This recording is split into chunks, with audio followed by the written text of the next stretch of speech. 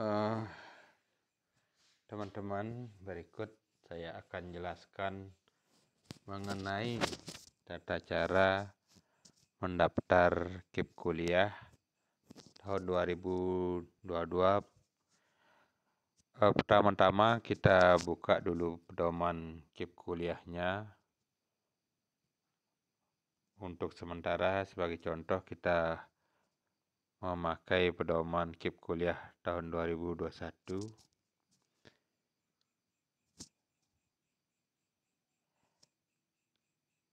Pedoman pendaftaran Kartu Indonesia Pintar Kuliah atau KIP Kuliah 2021.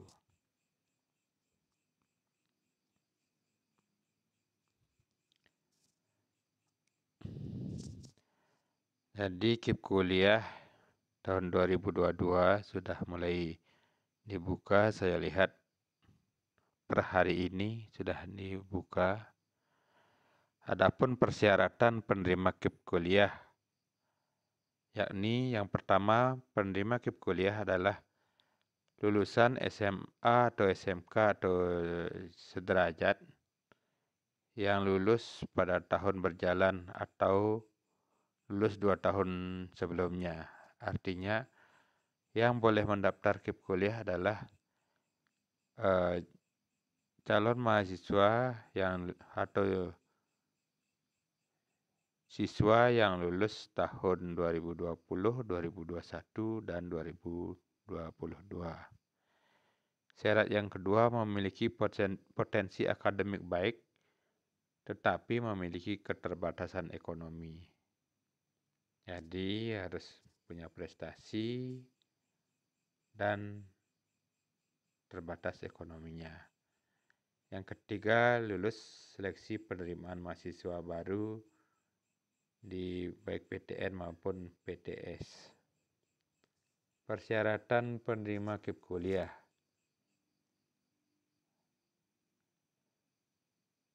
Keterbatasan ekonomi calon penerima KIP kuliah dibuktikan dengan 1. Kepemilikan Kartu Indonesia Pintar atau KIP. Biasanya di SD, SMP, atau SMA ada yang mendapatkan Kartu Indonesia Pintar atau KIP. 2. Berasal dari keluarga peserta program Keluarga Harapan atau PKH. Ketiga, pemegang Kartu Keluarga Sejahtera atau KKS. Keempat, mahasiswa dari panti sosial atau panti asuhan.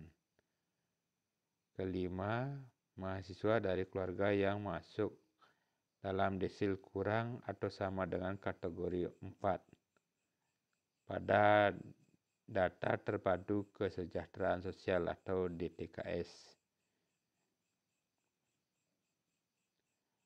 Jadi ketika desilnya 4 ke bawah, itu juga bisa masuk persyaratan. Selanjutnya, calon mahasiswa yang tidak memiliki syarat yang tidak memenuhi syarat dari 5 kriteria di atas masih tetap dapat mendaftar KIP kuliah asalkan memenuhi persyaratan tidak mampu secara ekonomi sesuai dengan ketentuan dibuktikan dengan pendapatan kotor gabungan orang tua paling banyak 4 juta atau penghasilan kedua orang tua jika dibagi anggota keluarga adalah 700 maksimal 750.000. Jadi jika anggota keluarganya adalah 4 orang berarti 750 kali 4 berarti 3 juta penghasilannya.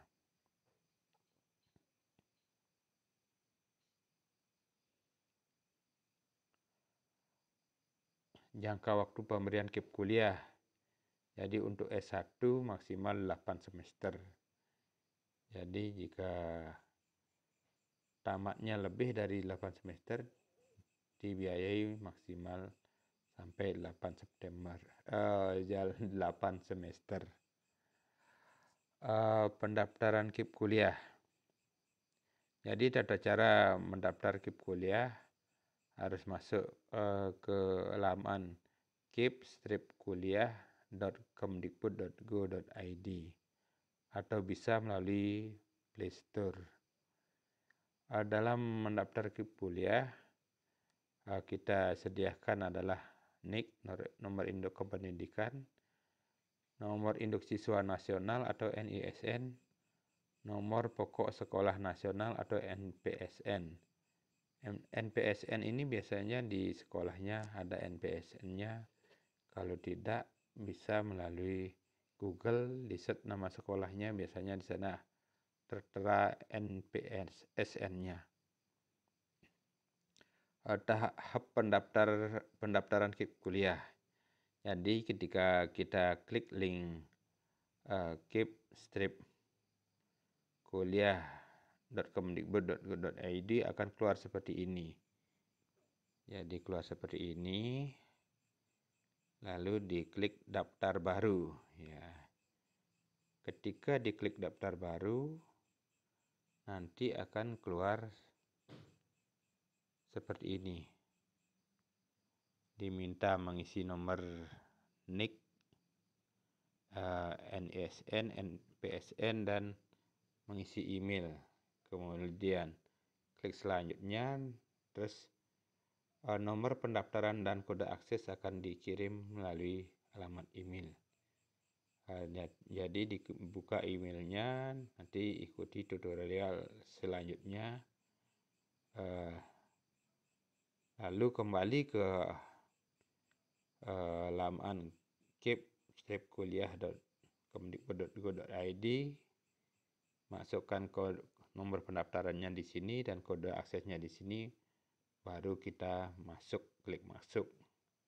Jadi yang tadi kliknya daftar baru dulu. Kalau sudah mendapat nomor pendaftaran, baru kita paste nomor pendaftaran dan kode akses, baru klik masuk. Nah, setelah klik masuk, nanti di sana kita akan disuruh melengkapi data. Ya, anggaplah di sini karena saya adalah operator, otomatis tadi sudah saya ada calonkan.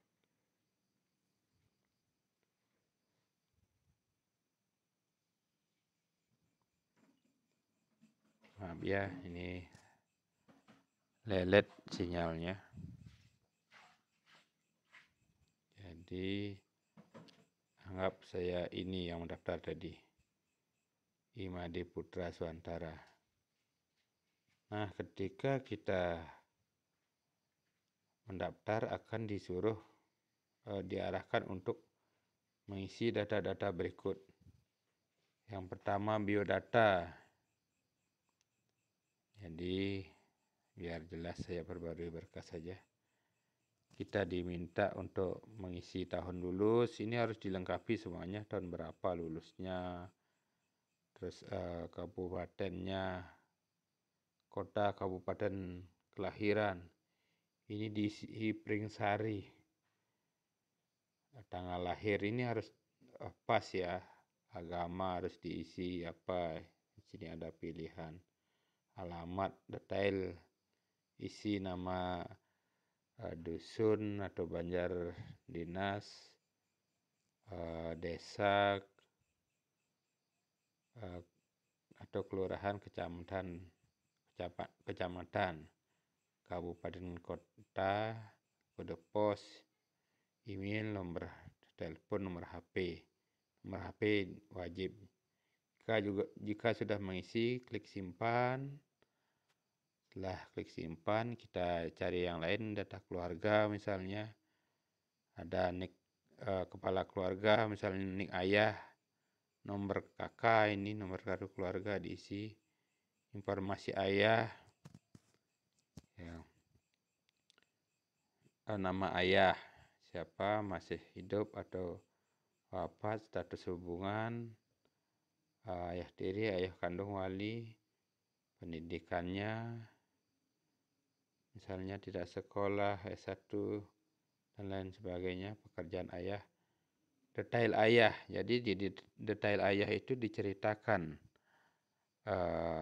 ayahnya bekerja sebagai apa, penghasilannya berapa. Nama ibunya, pendidikan, pekerjaan, detail ibu, jumlah tanggungan. Jumlah tanggungan yang dimaksud adalah jumlah orang yang ditanggung, tidak termasuk ayah dan ibu. Ketika di keluarga itu ada anaknya 2, berarti jumlah orang ditanggung adalah 2 orang. Jika di keluarga itu ada ayah, ibu, anak, dan kakek nenek misalnya masih jadi berarti jumlah yang ditanggung adalah 4 orang.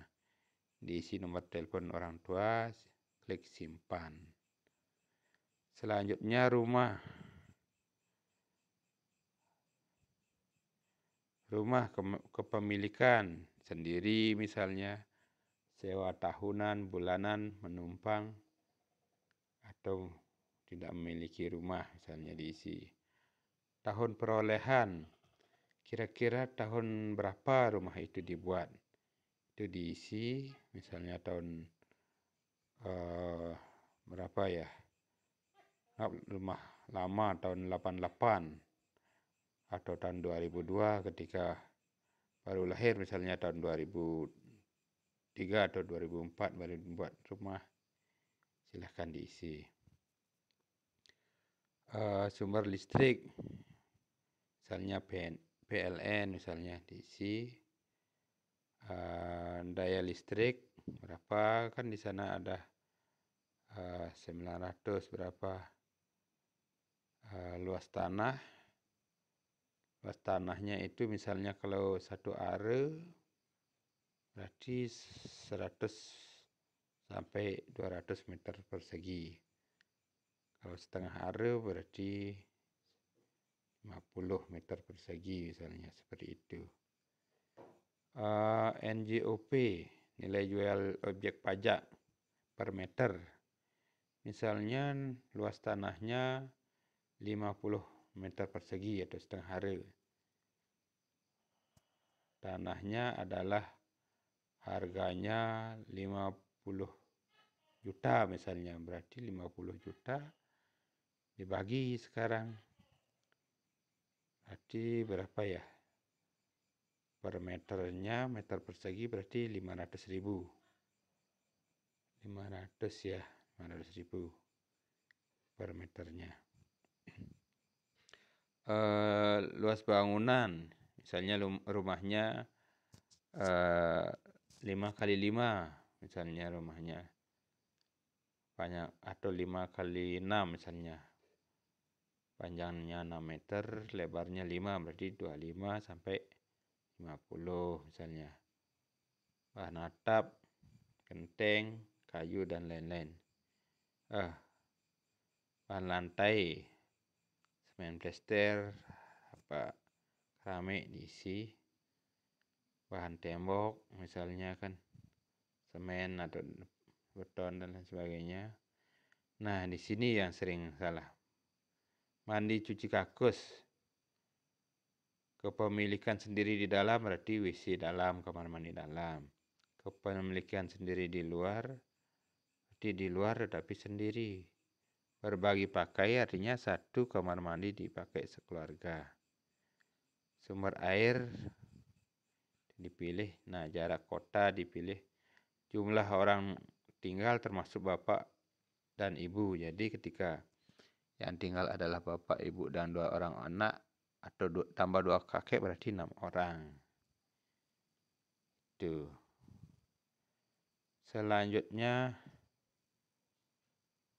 ekonomi.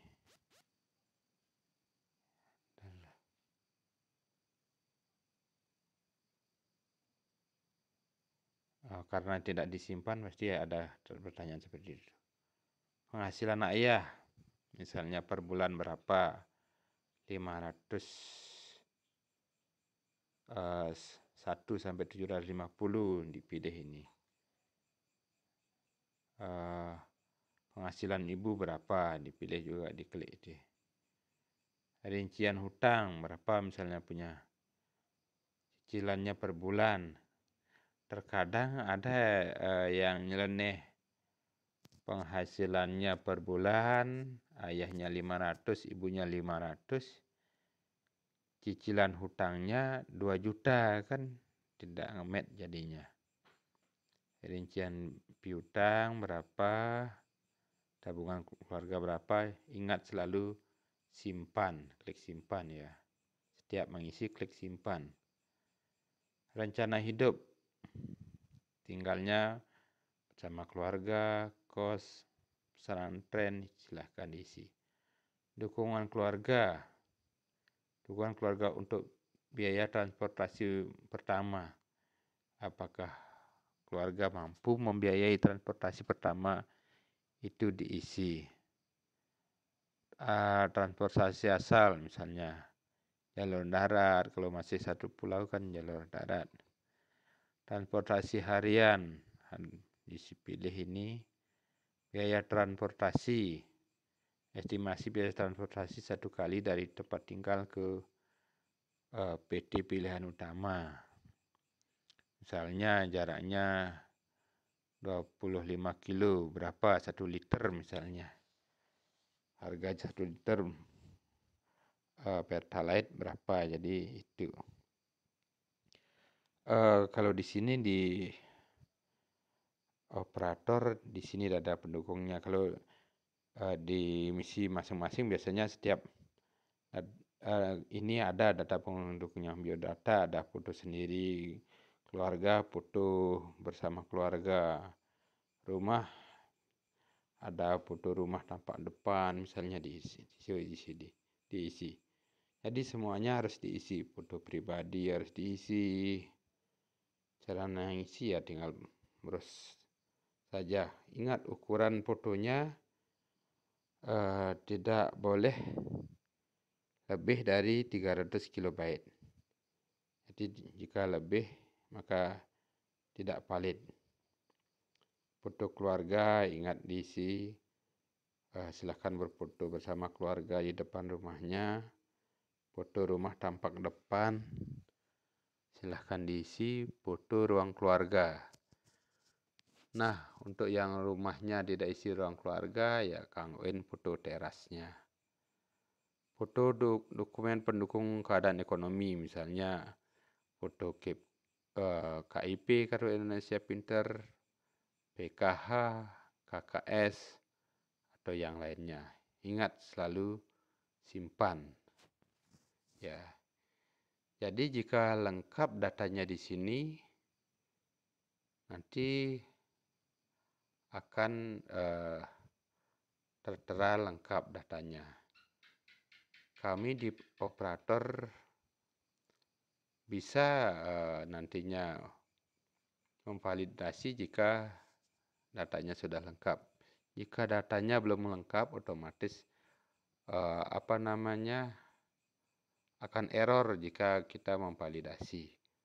Maka dengan kata lain, jika data detail ini tidak lengkap, maka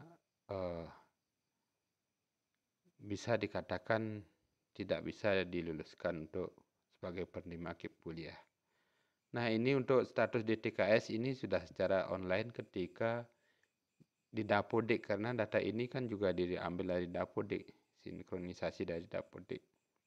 Ketika misalnya Anda sudah mendapat KIP kuliah, Anda sudah punya KIP, Kartu Indonesia Pintar, punya PKH misalnya, punya KKS, terdata di DTKS Kementerian Sosial, tetapi ini belum isi tulisan terdata. Itu biasanya di Dapodik waktu SMA atau SMK, di sana Anda belum mendaftar atau belum didatakan, sehingga di sini tulisannya belum terdata. Jadi data di Dapodik juga akan mempengaruhi. Kembali juga sering juga kejadian ketika mendaftar KIP kuliah, mana nih contohnya? Terkadang terjadi error, misalnya datanya dibilang NIK-nya tidak valid atau NIK-nya tidak sesuai dengan NISN. Itu biasanya terjadi ketika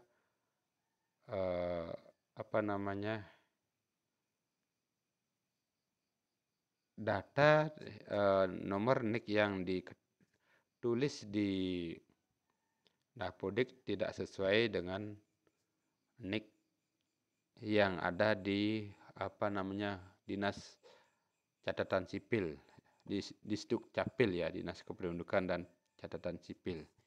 Jadi ada 2 langkah ketika data Anda NIK-nya tidak sesuai dengan NISN-nya, ada 2 langkah bisa dilakukan. Yang pertama adalah memastikan ke Dapodik, bisa menghubungi petugas Dapodiknya untuk memastikan apakah NIK yang ada di KTP atau KK itu sudah sesuai dengan di Dapodik. Yang kedua adalah bisa ke kantor catatan sipil. Di sana akan disinkronisasi karena terkadang juga di catatan sipil terjadi perubahan NIK.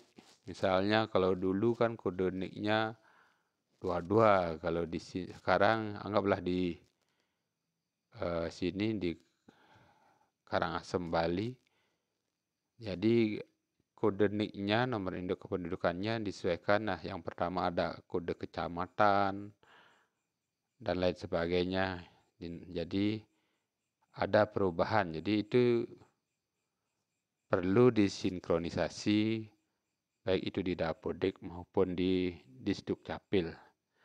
Mungkin itu yang bisa saya sampaikan mengenai tata cara KIP kuliah, mendaftar KIP kuliah. Semoga bermanfaat. Mohon maaf atas kurang lebihnya. Jadi tetap semangat buat pendaftar KIP kuliah sehingga pelamar KIP kuliah mudah-mudahan semuanya bisa diterima di perguruan tinggi masing-masing. Info lanjut mengenai pertanyaan-pertanyaan bisa ditanyakan melalui helpdesk yang ada di laman kip-kuliah.kemdikbud.go.id. Terima kasih atas perhatiannya. Salam, selamat berjuang.